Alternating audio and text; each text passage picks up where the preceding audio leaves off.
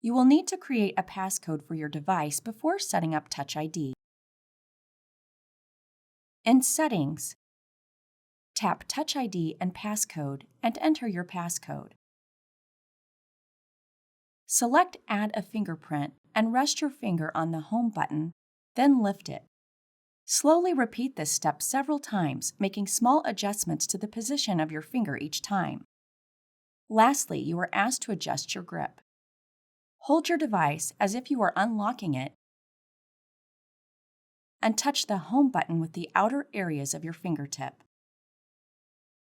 To activate Touch ID, sign into our mobile app and tap the Settings icon. Tap Touch ID to turn the feature on. Enter your username and password, then tap the Sign In button.